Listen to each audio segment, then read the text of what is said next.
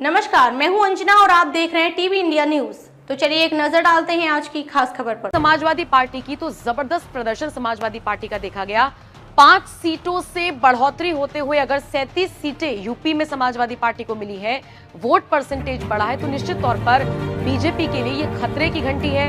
योगी आदित्यनाथ को भी अब सोच विचार कर लेना चाहिए। और सबसे बड़ी बात, देश में तीसरे नंबर की पार्टी बनकर उभरी है समाजवादी पार्टी और ऐसे में इसकी चर्चा होनी लाजमी है।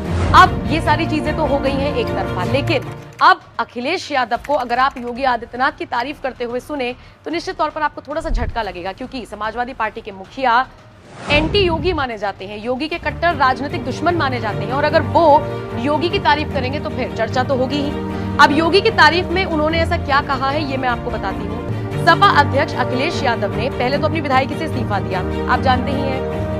सांसद का चुनाव वो जीत गए हैं कन्नौज से, तो अब चूंकि वो करहल से विधायक हुआ करते थे, वहां से उन्हें इस्तीफा देना होगा। उन्होंने दे भी दिया इस्तीफा, इसका ऐलान हो गया है। लेकिन इन सबके बीच समाजवादी पार्टी के अध्यक्ष अखिलेश यादव ने अपनी आगे की रणनीति तो बताई ही, साथ ही साथ उन्होंने योगी आदित्यनाथ की तारीफ भी की। उन्होंने कहा, अच्छी बात है कि कुछ काम जनता के लिए किया जा रहा है, आशा है कुछ दिनों में अग्निवीर पर भी विचार होगा। दरअसल उनसे पूछा गया था कि यूपी में वैकेंसी निकालने की बात यूपी सरकार कर रही है, जिसके जवाब में अखिलेश ने कहा, चलो अच्छा है कि कुछ काम जनता के लिए किया जा रहा है, आशा है कुछ दिनों में अग्निवीर पर विचार होगा। मुस्लिमों को पद देने के सवाल पर उन्होंने कहा कि इसको क्या दिया गया है ये सवाल नहीं है, जिसको मिला है वो क्या है। इस दौरान अखिलेश यादव मणिपुर का जिक्र करते हुए नजर आए। इसके अलावा आपको बताते चले, उन्होंने ये भी कहा कि जिस तरीके से काम हो रहा था, जिस तरीके से सदन चलते आया है, आगे भी बिल्कुल वैसा ही चलेगा। जनता और संविधान के मुद्दे पर हम सरकार को हर मोर्चे पर घेरेंगे। लोकसभा चुनावों में मिली जीत का जिक्र करते हुए अखिलेश ने कहा, जैसे ही सदन चलेगा, जनता और संविधान के सवाल पर सरकार को घेरा जाएगा।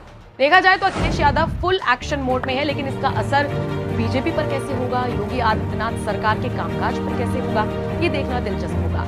अब आप इस खबर को लेकर क्या राय रखते हैं, कमेंट करके जरूर।